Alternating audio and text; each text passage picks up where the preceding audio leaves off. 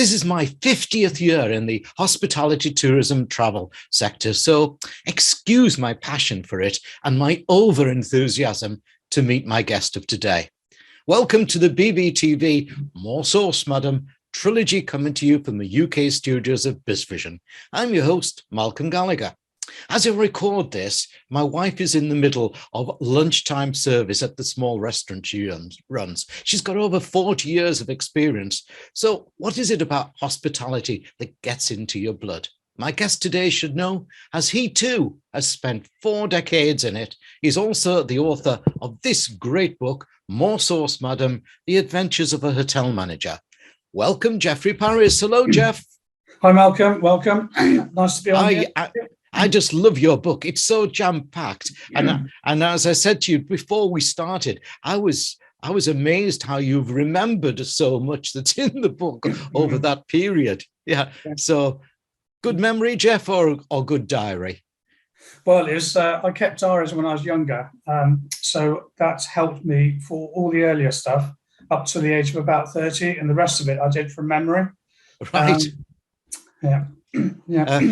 Because, you know, hospitality is such a busy business. And as you illustrate in the book, you know, you're doing a multitude of tasks there. Just because you're called general manager doesn't mean you spend all day walking around managing. Hospitality, though, Geoff, has had an awful time with the pandemic, and it now faces an economic woe, and has lost a lot of staff, especially through Brexit. But it gets into your blood, doesn't it? Despite the late nights, the poor pay, and the sometimes awkward customers, not to mention the awkward owners, can I ask you to take me through the 3 things why you think hospitality is a great sector to work in? And may we also touch upon some of the dislikes? Sure. Well, the first thing is the variety. You can work in any department in a hotel or hospitality, from being, say, a chef, front of house, bar, waiting, upstairs if you want to. There's all the leisure side as well. And then once you're into management, you've got to learn everything. And for me, for instance, like within a week of being at Stoke Mandeville Hospital, for instance, as a trainee chef, I was there for 6 weeks as part of my college course. Within a week of me being there, I was given 2 days training and put in charge of the diet kitchen.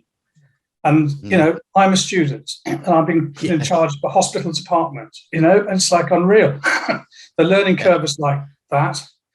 I had to learn all about diets in 2 days.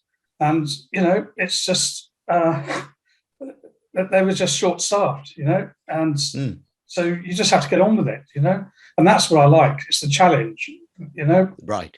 Yes, I agree with you. The challenge is, you know, is all consuming because, as you quite rightly say, the tasks that you have to turn yourself to, from often unblocking the ladies' toilet to, you know, to greeting a well-to-do guest or whatever it may be there. It's a constant challenge there. How did you manage the energy? I know I meet so many hotel managers these days who are quite fatigued. Well, you have to, it's like being on stage. You've got to portray yourself to be one above the staff, one above the heads of departments. When you're the GM, you're the top person. You've also got to portray yourself in a calm manner to the customers. Your head might be racing. You know, you're thinking of a million things at once. You've got to prioritize which comes first. So that's what I love. I just love the challenge, but it tires you out. You know, it tires you out into my bones. And I'm 63 now, and, you know, I haven't got the energy for it now, but, you know, I really miss it. I just loved the fact that you're not sat in an office staring at a screen or answering the phone. You're out there with the customers, making sure that they're all right, looking after them, looking after the staff, making sure they're all right, that they're doing their job properly, training. The decor, the ambience is everything. And you've got to think about it all the time. That's what I like. Yeah, and the I profit. think sometimes some of the challenges though happen to be as GMs with the owners of the hotel, particularly if it's a smaller hotel where they're not as professional as the big chains. I mean, within your book, there's some great stories about somebody called Patel, and I recognize that same person in a number of hotels that I've done coaching in. Did you find that the ownership as a challenge, because you worked in lots of those personally owned hotels down in Torquay, didn't you? Yeah, sure.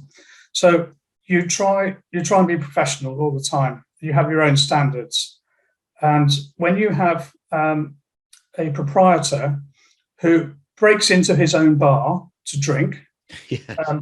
Who steals money out of the tills without leaving a note as to how much he's taken out, and goes off to the casino to spend it, and who won't pay the staff. He actually even accused me of stealing, because in the hotel that I managed for him, over Christmas, the staff would only work if they were paid cash. So I paid the staff out of the bar, taking some of my own money. When I presented him a bill in January, he accused me of stealing. I mean, yes. it's like, so, I didn't work for him for very long. I can quite understand that. I've just helped a hotel manager move on to another one, because I said, you're going to be, as soon as he told me where he was going to, I said, you're going to be wanting to move soon because of the owner. And but professionalism within hospitality now is starting to come through stronger, isn't it? It never had the reputation of professionalism. In my mind, it's now coming through as a lot stronger. Do you agree? It's still got a long way to go. The problem at the moment is the lack of staff. So for instance, where I work at the moment, it's really hard to get the right staff. So we're employing more youngsters. So of course that's a training issue in itself, because it's even the basic of things. Like, youngsters don't drink tea in a teapot. So when you're making a tray of tea, they've got no idea. Yeah. They drink tea in a mug at home with a tea bag. And of course, it's those basic things which to you and I are quite obvious. Aren't to them. They don't know how to lay tables, because they probably don't eat to the table like families would in the old days. So all these little things you have to train. So it's all getting harder. I'm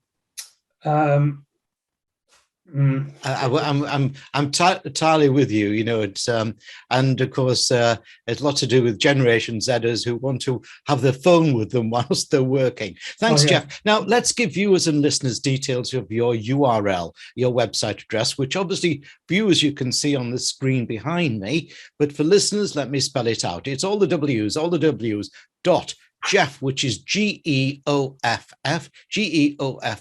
Paris.com, geoffparis.com. Geoff's book, this one, it's great value, by the way. It's great value. It's called More Sauce, Madam, The Adventures of a Hotel Manager, and it's published by Mirio Books.